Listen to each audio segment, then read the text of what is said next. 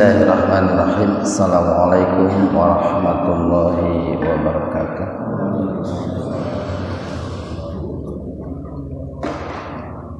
Innal hamdalillah nahmaduhu wa nasta'inuhu wa nastaghfiruh wa na'udzu billahi min syururi anfusina wa sayyiati a'malina.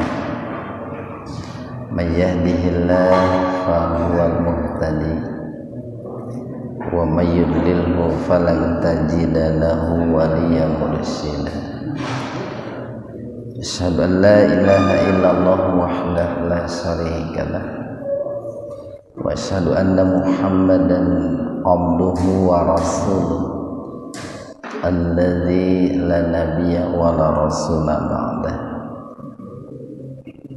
Hadirin ikhwatu iman jemaah kuliah subuh, yang mudah-mudahan senantiasa mendapatkan kesehatan dan perlindungan Allah Subhanahu wa ta'ala. Pada kesempatan subuh ini, kajian tafsir kita di Majelis Tafsir Illiyin ini masih mengkaji surat Al-Fatihah ayat yang kelima, yaitu iyyaka na'budu wa iyyaka nasta'in, yang pada pertemuan sebelumnya telah kita sampaikan 35 poin ya, tahapan-tahapan yang harus kita lalui untuk mencapai hakikat iyyaka na'budu wa iyyaka nasta'in. Adapun poin yang ke-36, tahapan yang harus kita lalui untuk mencapai hakikat iyyaka na'budu wa iyyaka nasta'in adalah iktisam.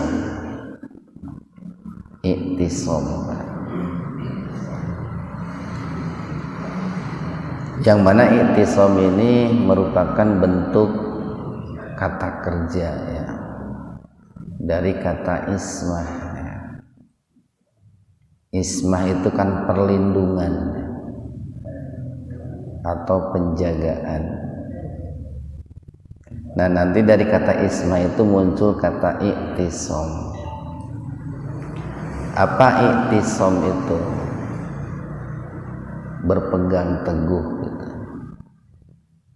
Iktisam itu berpegang teguh.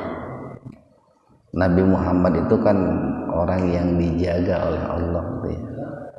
Orang yang dilindungi oleh Allah dari perbuatan dosa dan maksiat. Makanya beliau sering disebut dengan orang yang maksum. Nah, dari kata ismah itu muncul kata iktisam. Apa iktisam itu?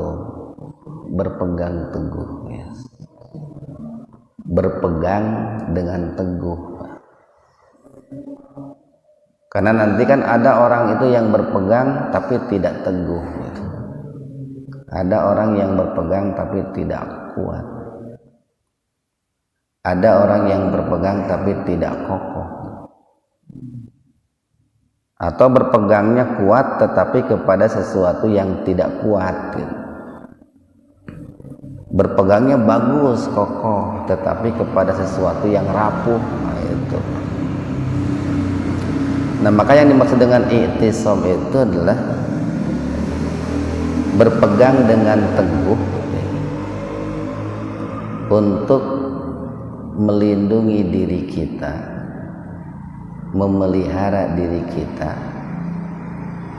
dari hal-hal yang bisa membahayakan diri kita, dari hal-hal yang bisa mencelakakan diri kita, dari hal-hal yang bisa membinasakan diri kita, sehingga diri kita ini menjadi orang yang selamat lahir batinnya, dunia dan akhiratnya.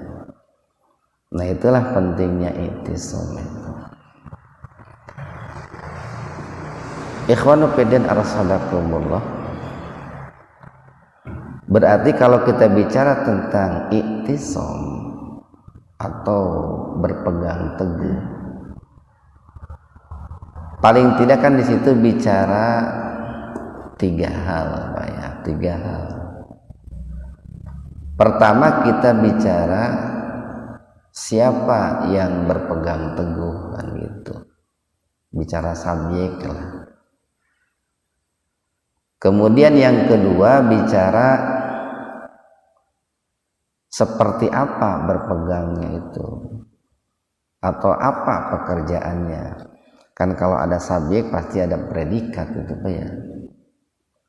Jadi siapa yang mesti berpegang teguh itu, atau kalau sudah diketahui siapanya, berpegangnya itu harus seperti apa.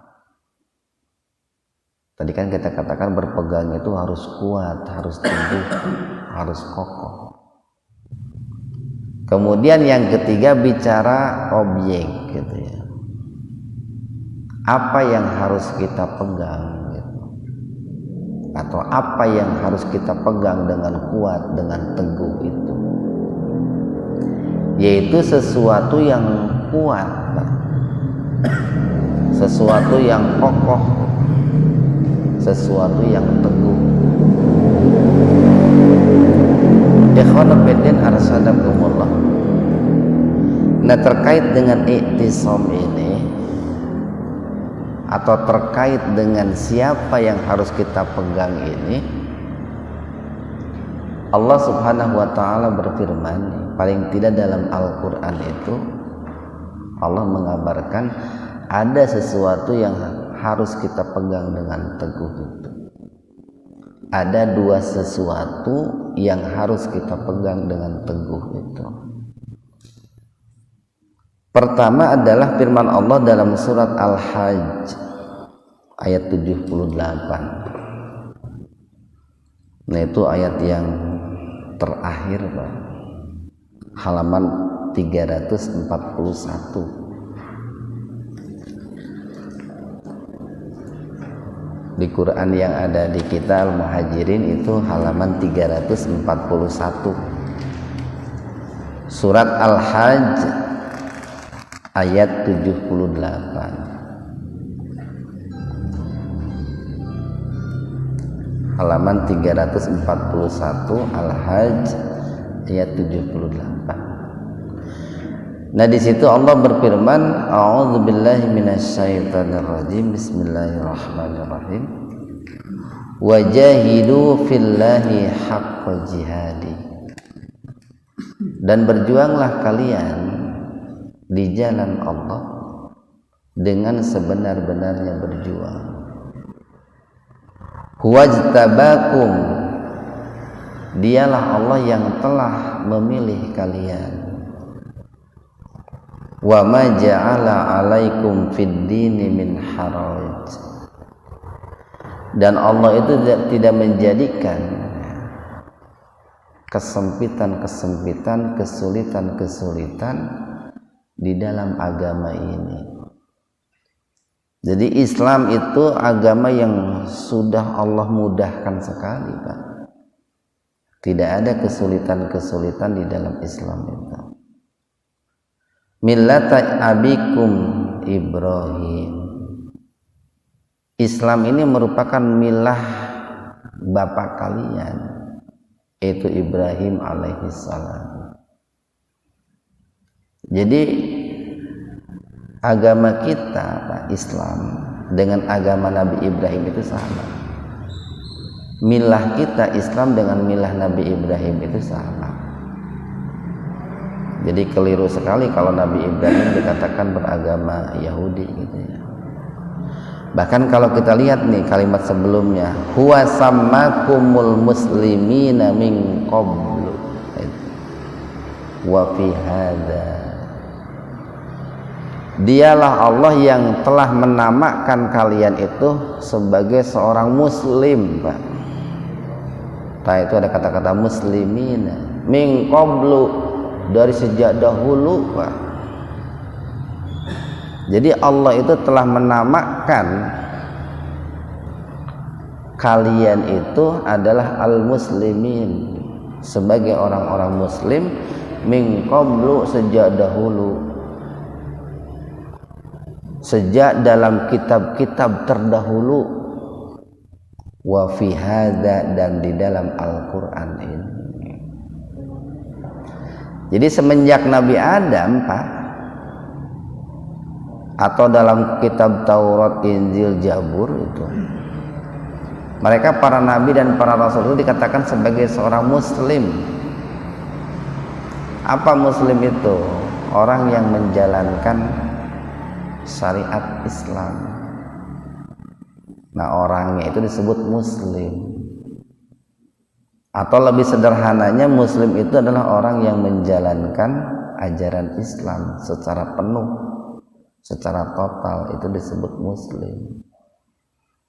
Nah, Allah itu telah menamakan kalian, wahai manusia, al-muslimina, sebagai orang-orang muslim, min qablu, sejak dahulu. Nanti dalam Al-Quran itu ada min qabli, ada min qablu. Nah, itu kalau dilihat dari sisi jarak, Pak, kan dahulu itu ada dahulu dalam arti dekat, ada dahulu dalam arti jauh.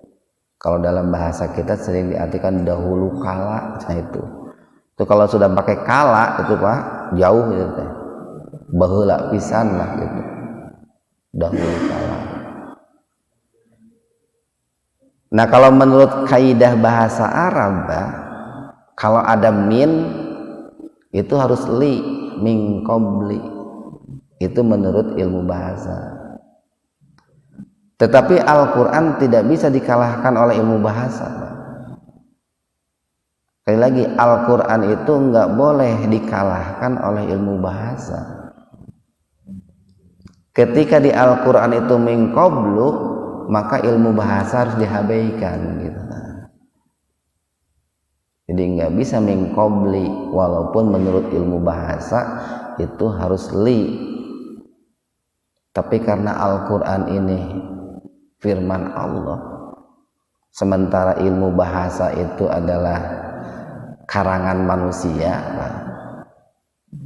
Ilmu bahasa itu kan hasil pemikiran manusia.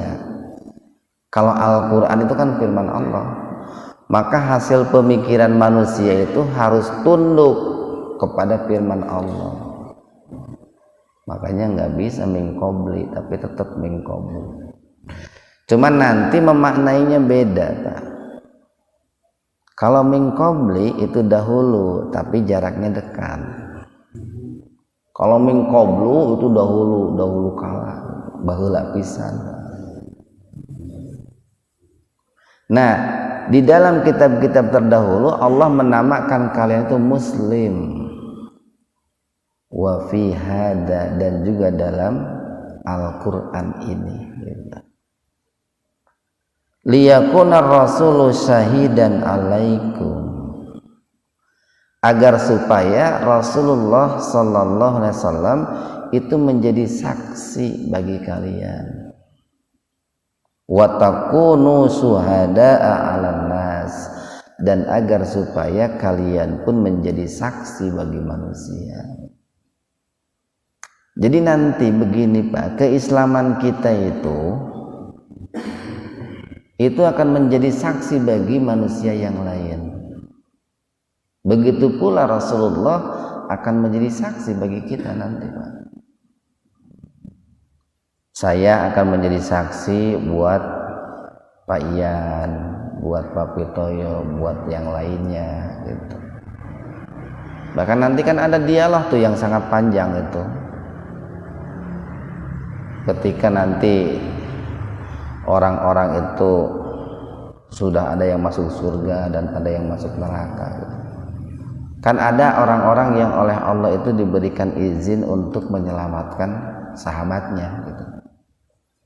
Nah, nanti di antara orang-orang yang ingin diberikan izin ya oleh Allah menyelamatkan sahabatnya itu kan mereka akan ingat gitu, dan mereka akan bersaksi di hadapan Allah itu. Baheula teh asa aya gitu tadi GBI gitu. Di Masjid Muhajirin orang teh soleh gitu. Rajin ke masjid gitu. pokoknya mah soleh lah gitu, tapi asa teka tingali dina surga gitu. Nah, dengan kesaksian orang ini, orang yang tidak kelihatan di dalam surga itu bisa diselamatkan itu, Pak. Orang yang tidak kelihatan di dalam surga itu bisa diselamatkan. Karena orang ini akan bersaksi, ya Allah, orang itu teman saya dulu itu orang soleh setahu saya begitu.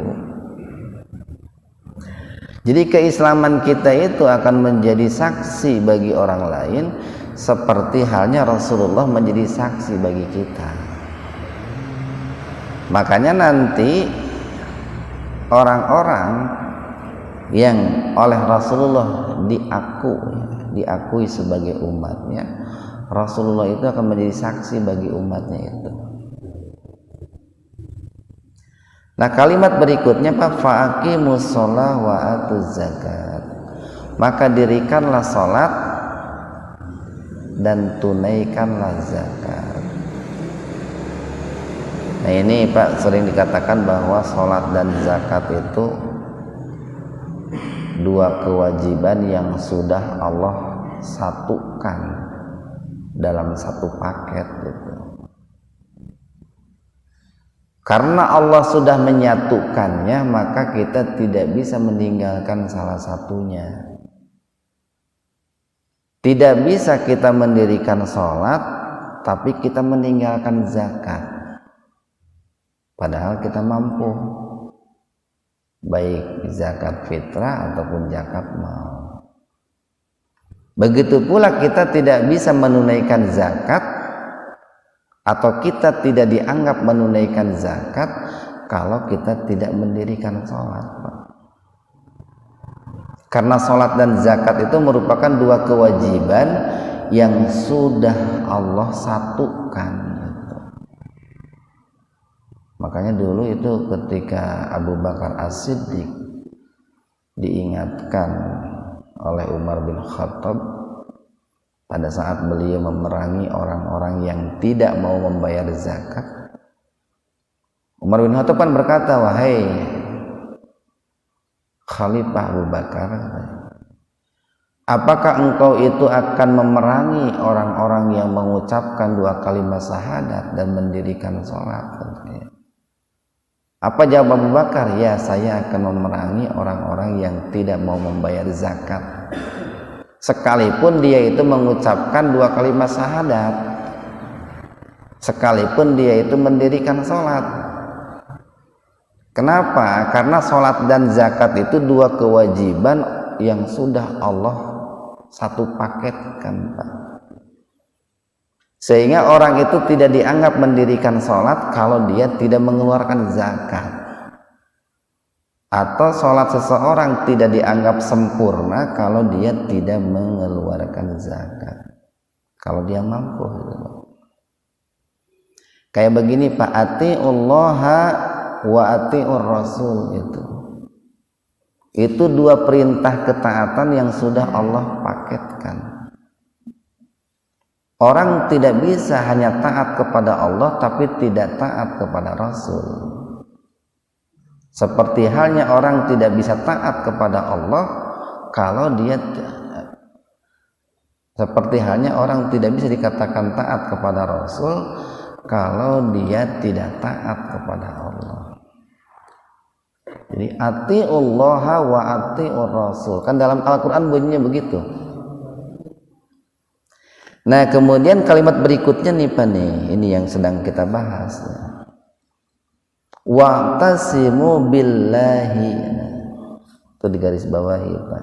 Wa'tasimu billahi, dan berpegang teguhlah kepada Allah, huwa maulakum, dialah Allah maula kalian. Allah itu wali kalian, Allah itu pelindung kalian, Allah itu pengayom kalian, Allah itu penolong kalian, Allah itu penjamin kalian. Fa ni'mal maula wa ni'man nasir. Allah itu sebaik-baik pelindung dan sebaik-baik pemberi pertolongan. Nah, ayat ini Pak sedikit berbeda dengan firman Allah dalam surat Ali Imran, Pak. Ini nanti dibandingkan, Pak ya. Jadi ditandai saja itu yang ayat yang barusan. Dengan surat Ali Imran ayat 103, Pak. Itu yang tadi saya baca dalam rakaat yang pertama tuh. Halaman 63. Halaman 63 surat Ali Imran ayat 103. Halaman 63 surat Ali Imran ayat 103.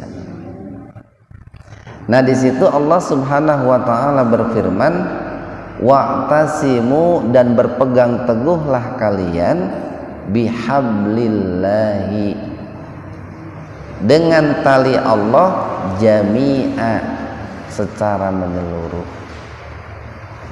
wala tafarraqu, dan janganlah kalian bercerai-berai. Itu kan sepintas sama, Pak. Firman Allah dalam surat Ali Imran ayat 103 dengan dalam surat Al-Hajj ayat 78 itu sepintas sama. Tapi sebetulnya berbeda, Pak. Jadi kalau mau dikatakan mirip lah. Mirip itu kan tidak sama, tapi ada persamaan. Kalau dalam surat Al-Hajj ayat 78 tadi dikatakan itu wa'tasimu billah. Kalau dalam Ali Imran ayat 103 wa'tasimu bihablillah. Itu, Pak. Billah dengan bihablillah. Jadi kalau dalam Ali Imran ada kata-kata hablun, Pak. Apa bedanya gitu, Pak, antara billah dengan bihablillah gitu. Nah itu, Pak. Kalau billah, Pak, kita berpegang teguh billah dengan Allah, itu maksudnya dengan zat Allah, dengan kekuasaan Allah, dengan perlindungan Allah, dengan penjagaan Allah. Itu kalau billah, Pak. Jadi kita mohon perlindungan agar diri kita ini selamat, dijaga, dilindungi dengan apa? Billahi, Pak. Dengan perlindungan Allah. Adapun kalau bihablillah dengan tali Allah, nah ini. Nanti kalau kita melihat penafsiran para ulama, hablullah itu satu nih. Kalau menurut Ibnu Abbas, beliau menafsirkan tali Allah itu, hablullah itu kan tali Allah. Satu yang disebut dengan tali Allah itu adalah Islam. Islam. Yang kedua yang disebut dengan tali Allah itu adalah Al-Quran. Itu kalau menurut Ibnu Mas'ud. Ibnu Mas'ud menerjemahkan tali Allah itu Al-Quran. Kalau Imam Qatadah menafsirkan hablullah, tali Allah itu adalah jamaah. Ada juga nanti yang menafsirkan bahwa tali Allah itu, hablullah itu adalah siar-siar Islam atau simbol-simbol Islam seperti Ka'bah itu, Pak. Itu hablullah. Ikhwanu fiddin arsadakumullah. Nah, di situ dikatakan hablun, tali. Tali itu beda, Pak, dengan benang, ya. Sekali lagi, tali itu beda dengan benang. Tali tambang gitu kan. Tali tambang itu adalah kumpulan dari beberapa benang. Jadi kalau ada 100 benang kenur gini Pak. Dulu kalau kita main layang-layang suka menggunakan kenur itu. Itu kenur itu kalau cuma 1 kenur itu Pak, itu kan nggak kuat. Nggak bisa 1 kenur itu digunakan mengangkat beban katakanlah 1 ton gitu Pak. Nggak bisa itu. Karena lemah dia. Tetapi kalau 100 kenur itu disatukan Pak, namanya bukan kenur lagi, tambang kan, itu bisa mengangkat beban. Bebannya semakin berat, berarti kumpulan kenurnya pun harus semakin banyak, tambangnya pun harus semakin besar, kualitasnya harus semakin bagus. Lidi dengan sapu lidi kan beda. Kalau lidi itu kan 1. Ketika masih 1 yang namanya lidi, nggak kebayang kan menyapukan halaman Masjid Muhajirin dengan 1 biji lidi itu. Sehingga mau rapi sapu-sapu tingkat. Mau bersih deh, namun hanya 1 lidi itu. Tapi kalau dibersihkannya dengan sapu lidi, bukan dengan lidi tapi dengan sapu lidi, kumpulan dari beberapa puluh lidi diikat itu Pak, diikat kan jadi enak nyapunya itu. Nah itulah yang disebut dengan tali Pak, itulah yang disebut dengan tali. Jadi tali itu fungsinya adalah untuk mengikat. Nah karena sesuatu yang diikat itu adalah sesuatu yang besar Pak, diri kita ini Pak manusia sesuatu yang besar itu. Sekalipun badan kita kecil, kita ini lebih istimewa dari gunung Pak, lebih istimewa dari gunung, dari lautan. Maka yang harus mengikat diri kita pun adalah sesuatu yang besar, bukan sesuatu yang rapuh, harus sesuatu yang kuat. Nah apa sesuatu yang kuat itu tadi? 1 Islam Pak.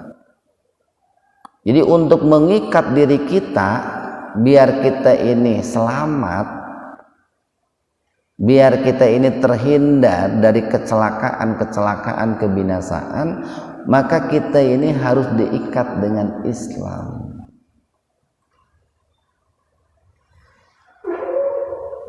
Makanya nih manusia di dunia Pak,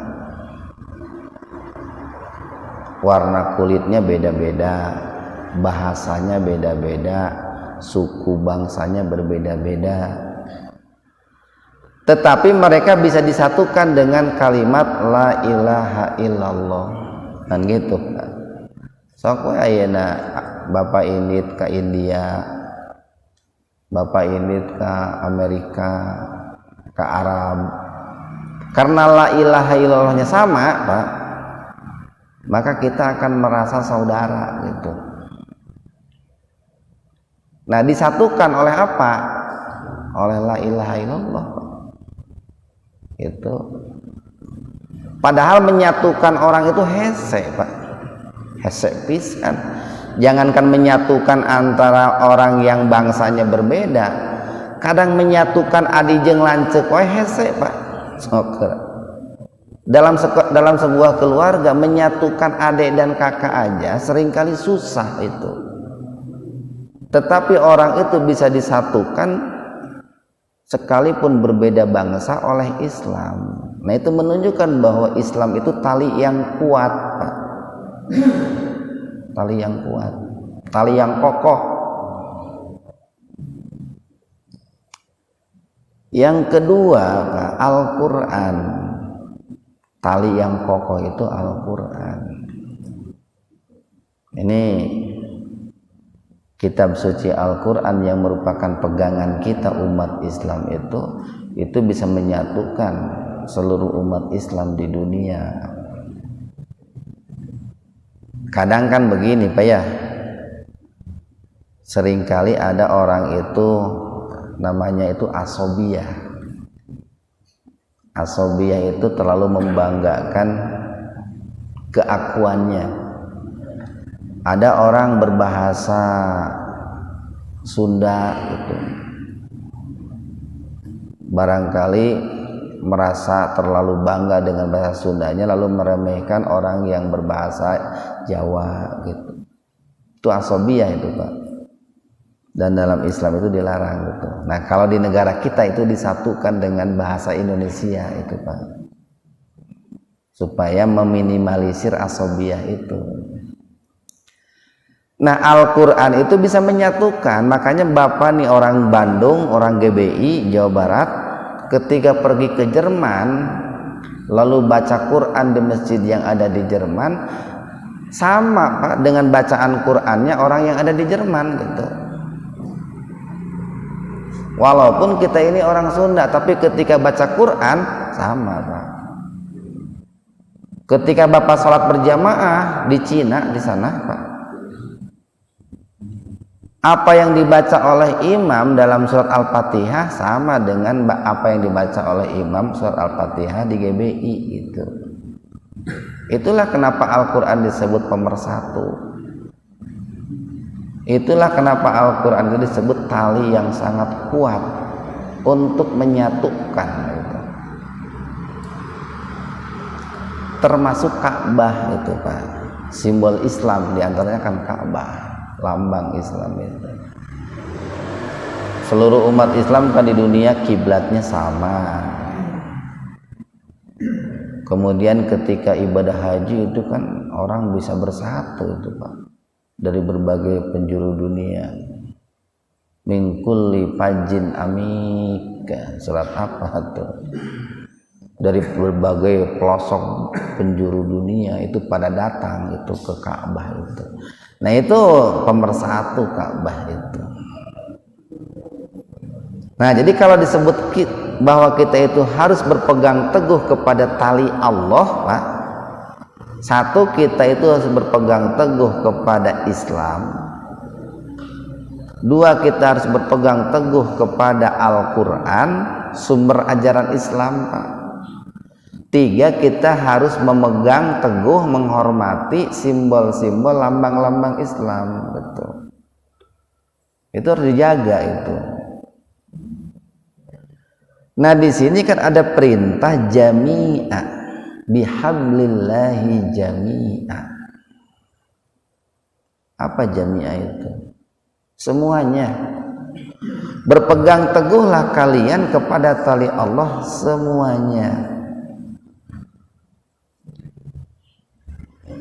Artinya ketika kita berpegang teguh kepada tali Allah, jangan separoh-separoh. Ada orang itu kan yang berpegang teguh kepada Islam itu separoh-separoh. Mana yang dia suka dia pegang. Mana ajaran Islam yang tidak dia sukai dia lepas. Nggak bisa begitu. Ada orang yang berpegang teguh kepada Al-Quran itu separoh-separoh. Mana ayat Al-Quran yang sesuai dengan seleranya dia pegang. Tapi kalau ayat Al-Quran tidak sesuai dengan syahwatnya dia tinggalkan. Nggak bisa begitu. Kan perintahnya juga jami'a, semuanya. Dan kalau tidak semuanya tidak akan kuat, Pak. Seperti halnya kita nih ingin mengikat sesuatu, jangan ini Pak, taruhlah mengikat sapi Pak, binatang yang namanya sapi, tapi kita itu mengikatnya bukan dengan tali tambang secara utuh. Dicokot 5 lamar benang gitu Pak. Jadi si tambang itu yang tadinya utuh kita pecah, kita pisahkan sehingga menjadi 1/4 tambang gitu. Kumanya Pak, 1/4 tambang bisa. Jadi satu tambang utuh dipecah Pak, sehingga menjadi separuh tambang atau seperempat tambang. Dipakai ngikat sapi, Pak, kemungkinan besar itu tidak akan kuat, Pak, untuk mengikat seekor sapi itu, karena tambangnya hanya seperempat. Nah, begitu pula ketika kita berpegang teguh kepada Islam, berpegang teguh kepada Al-Quran, itu nggak bisa seperempat Islam, seperempat Al-Quran, separuh Islam, separuh Al-Quran, tapi berpegang teguhnya itu jami'ah kepada seluruh ajaran Islam dan seluruh ajaran Al-Quran. Gitu, Pak. Kemudian yang kedua nih, kalau Bapak lihat wa'tasimu itu ada tambahan wawu dan alif, Pak.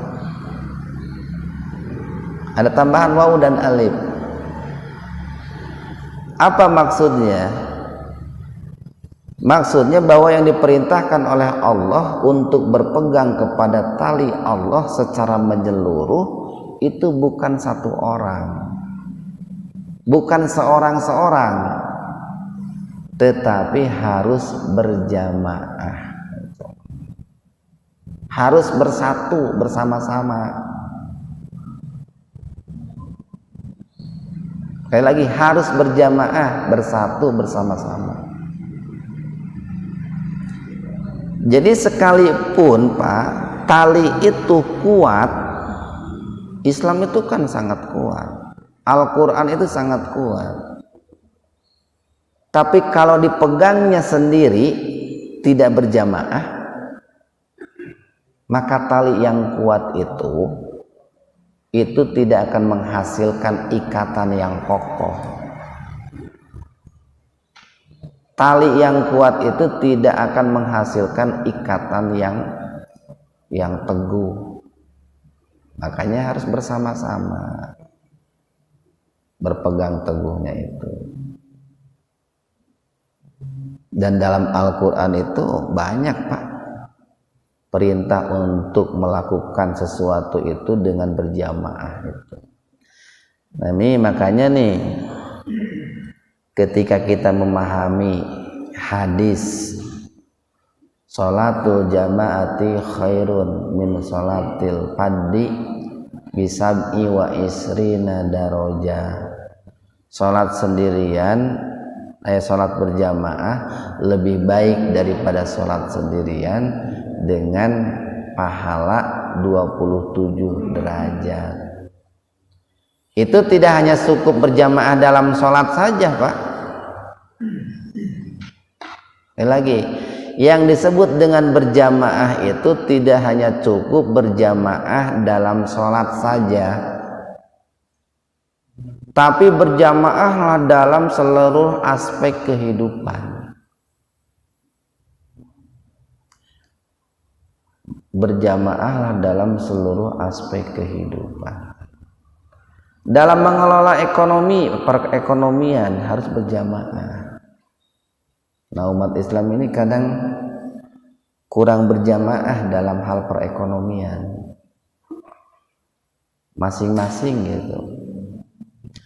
Aina ya di muhajirin, taruhlah sahanya di dia. Pak Ade itu kan buka toko di depan.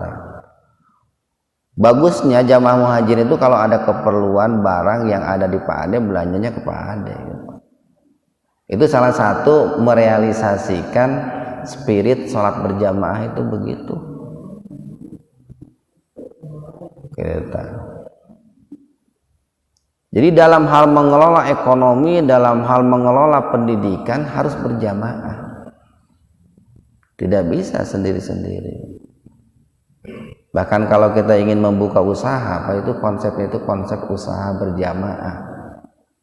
Maksudnya konsep usaha berjamaah itu konsep usaha maju bersama. Kalau kita buka usaha, jangan kita aja yang maju,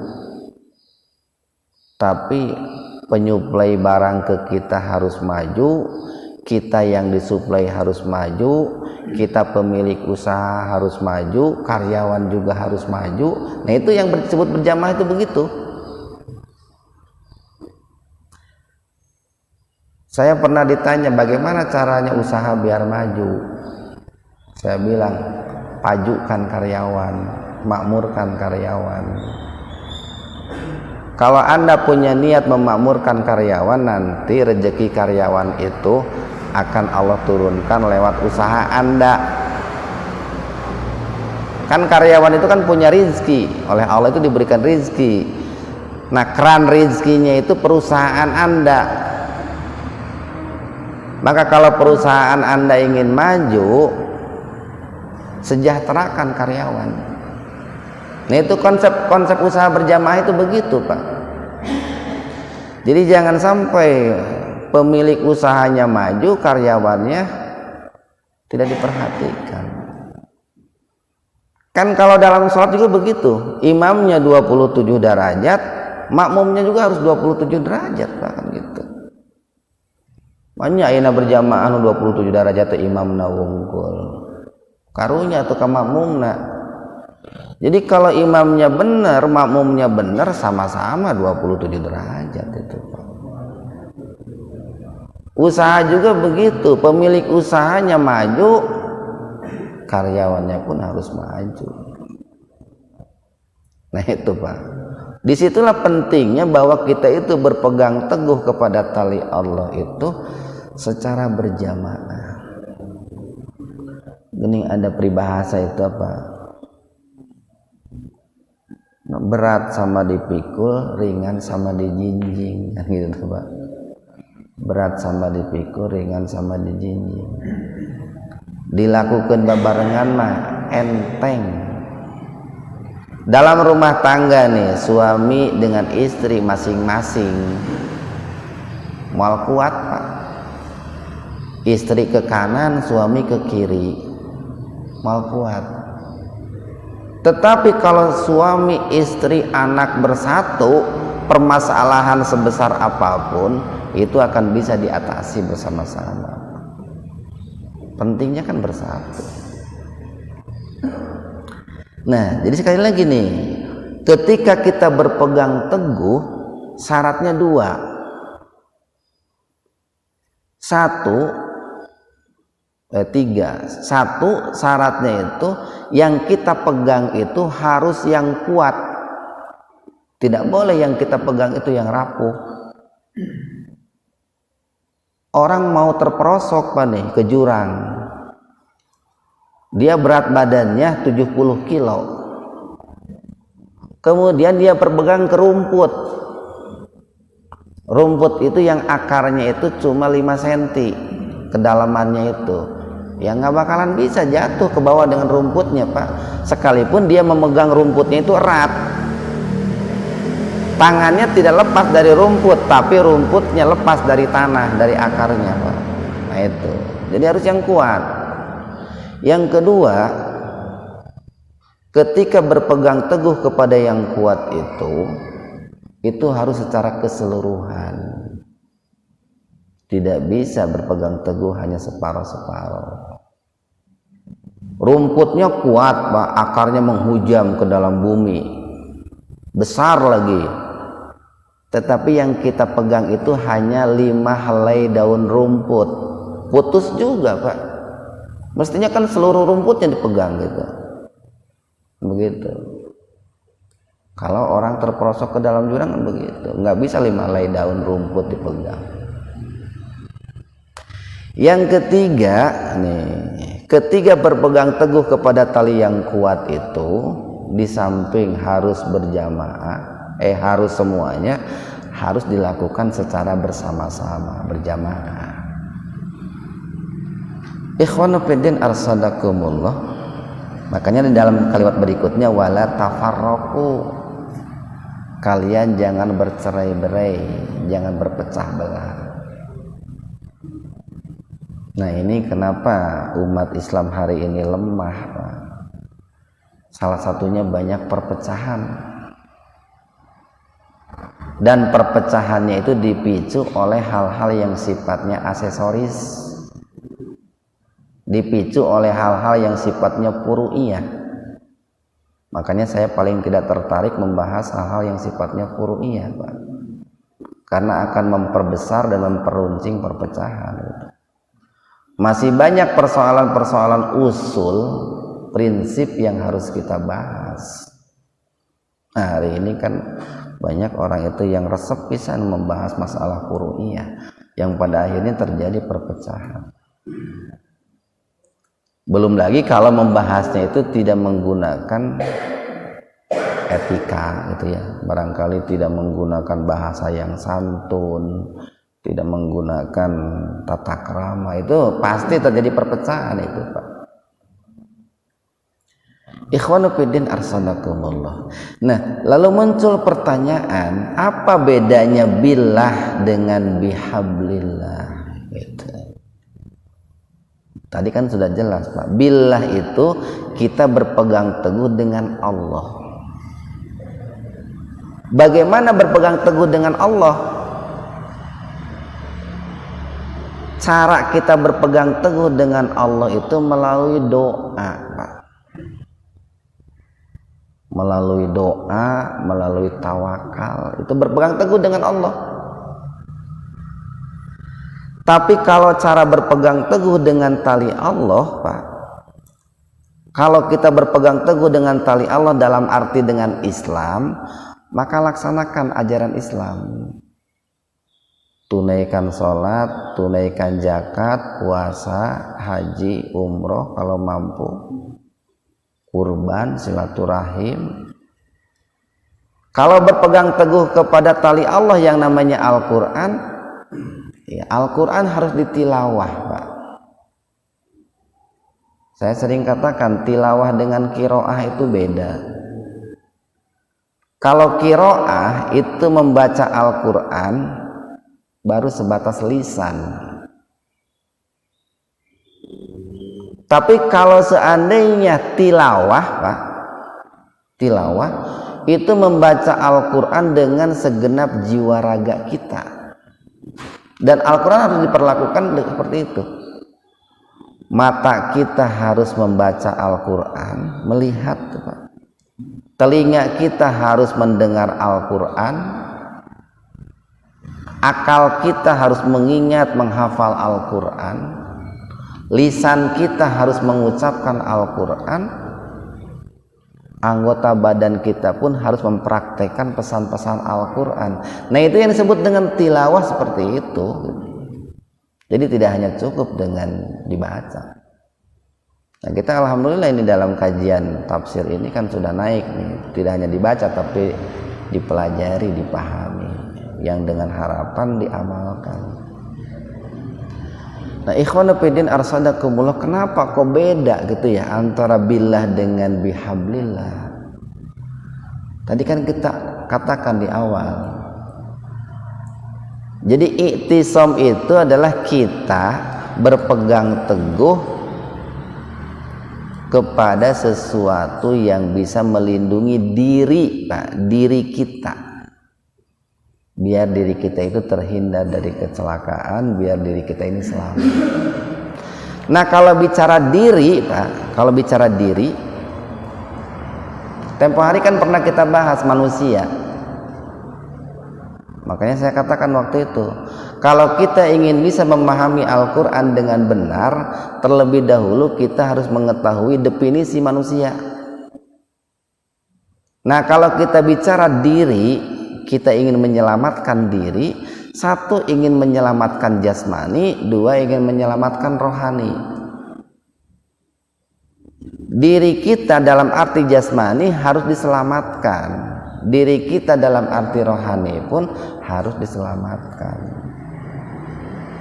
Dengan apa diselamatkannya? Satu billah, dua bihablillah. Itu, Pak. Satu billah dengan Allah, dua bihablillah dengan tali Allah. Kalau kita ingin jasmani kita selamat, maka berpegang teguhlah kepada Allah dan kepada tali Allah. Kalau rohani kita ingin selamat, maka berpegang teguhlah billah kepada Allah dan bihablillah kepada tali Allah. Jadi ingin selamat dunia jasmani kita dengan Allah, dengan tali Allah. Ingin selamat ruhani kita dengan Allah, dengan tali Allah.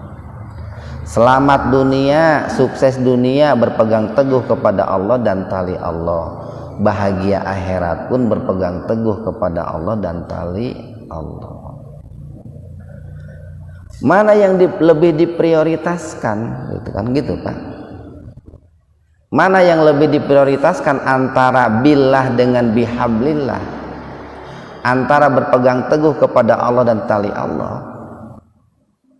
Nah, kalau merujuk kepada ayat Al-Fatihah ayat kelima, iyyaka na'budu wa iyyaka nasta'in, yang mana di situ hak Allah lebih didahulukan daripada hak kita manusia. Hak Allah diibadahi lebih didahulukan daripada hak kita mendapatkan pertolongan. Maka billah lebih didahulukan dari bihablillah. Itu Pak, langkahnya seperti itu. Jadi meminta atau berpegang teguh kepada Allah yang pertama, baru yang kedua berpegang teguh kepada tali Allah. Itu kalau bicaranya skala prioritas, Pak, mana yang didahulukan gitu. Tapi kalau bicaranya itu porsi, Pak, nih porsi, mana porsinya yang lebih besar? Ini. Mana porsinya yang lebih besar? Apakah billah atau bihablillah? Gitu. Nah, itu tergantung diri kita yang mana yang mau ditolong. Gitu. Tergantung diri kita yang mana yang mau dilindungi. Kan tadi kita katakan diri itu satu jasmani, dua rohani. Kalau jasmani kita yang ingin dilindungi oleh Allah, dijaga oleh Allah, maka porsi yang paling besarnya itu adalah billah. Kenapa billah? Karena menjaga diri kita, melindungi diri kita, itu adalah tanggung jawab Allah, Pak. Nih Pak, menjaga diri kita, menyelamatkan jasmani kita nih Pak, bukan diri, menjaga jasmani kita, menyelamatkan jasmani kita, memberi makan, memberi minum, memberi kesehatan, itu tanggung jawab sepenuhnya Allah. Kita tinggal mengiringi dengan ikhtiar, Pak. Ikhtiar itu ajaran Islam itu, Pak. Bihablillah itu. Ikhtiar itu hablullah. Ikhtiar itu. Karena ikhtiar itu perintah Islam itu. Jadi kalau jasmani kita ingin selamat, Pak, perbanyaklah berdoa supaya Allah menyelamatkan jasmani kita. Lalu barengi dengan hablullah, ikhtiar. Dan ikhtiarnya itu sesuai dengan hablullah, sesuai dengan ajaran Islam, sesuai dengan ajaran Al-Quran. Porsinya lebih besar tuh, billahnya itu dari hablillah. Tapi dua-duanya perlu, Pak. Jadi menjaga jasmani kita billah dengan bihablillah, tapi porsi billah lebih besar. Iya, pembahasannya rada tinggi ya Pak ya, perlu konsentrasi ya. Nanti bisa keliru memahaminya ya. Tetapi kalau kita ingin menyelamatkan rohani kita, Pak nih, ingin menyelamatkan diri kita dalam arti rohani, Pak, kita perlu berpegang teguh kepada billah dan juga perlu berpegang teguh kepada bihablillah. Cuman porsi bihablillah jauh lebih besar daripada billah. Sekali lagi, porsi bihablillah lebih besar daripada porsi billah.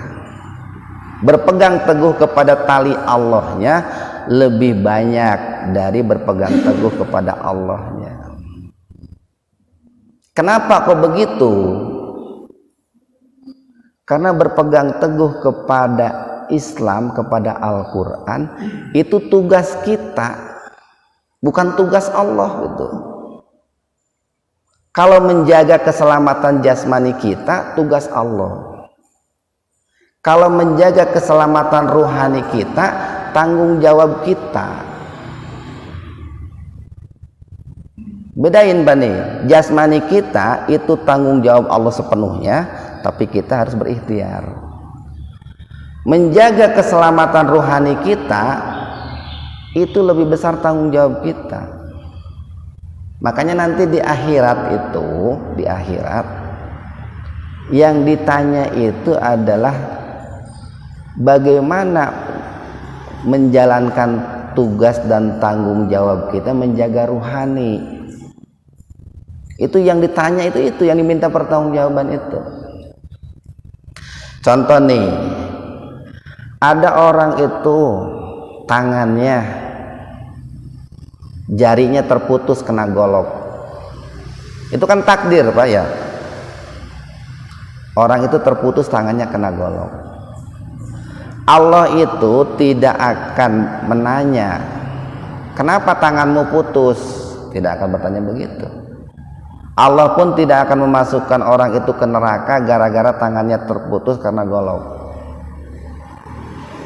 Karena itu urusan jasmani itu. Tapi Allah itu akan menanya, ketika jarimu itu putus kena golok, sikap kamu seperti apa? Kamu bersabar atau aral gitu Pak? Kamu itu sabar mengucapkan innalillahi atau kamu mengucapkan bangsa binatang gitu Pak? Nah, ketika kita mengucapkan innalillahi wa inna ilaihi rajiun, nah berarti ruhaninya bagus.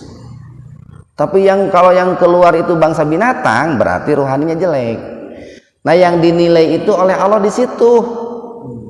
Kalau masalah jarinya putus, itu makan takdir itu mah. Nah, saya sering menyampaikan begini. Jasmani kita, taruhlah nih, hidung kita mancung atau hidung kita tidak mancung, oleh Allah nggak bakalan dihukum atau diberi pahala Pak. Oh, si ini mah hidungnya mancung, pahalanya gede, asup surga ente. Oh, si ini mah hidungnya tidak mancung, pahalanya letik, mau asup surga ente, Pak. Itu kan takdir itu Pak. Tetapi yang akan ditanya, diminta pertanggungjawaban oleh Allah itu, ketika orang ini hidungnya mancung, dia bersyukur atau tidak gitu. Ketika orang ini hidungnya tidak mancung, dia bersabar atau tidak. Nah itu kan, sabar dan syukur itu kan rohani. Sementara mancung dan tidak mancung itu jasmani itu Pak. Nah makanya sekali lagi begini, porsi kita untuk menjaga, melindungi, merawat jasmani kita, itu porsi Allah jauh lebih besar. Maka perbanyaklah berdoa, ya Allah selamatkanlah jasmani saya, ya Allah ini kalau mau masuk WC kan suruh berdoa itu Pak, bisi terpeleset atau gimana. Kalau kita melewati tempat yang banyak apalah perampok, preman, kan disuruh berdoa. Biar apa? Biar jasmani kita selamat itu Pak.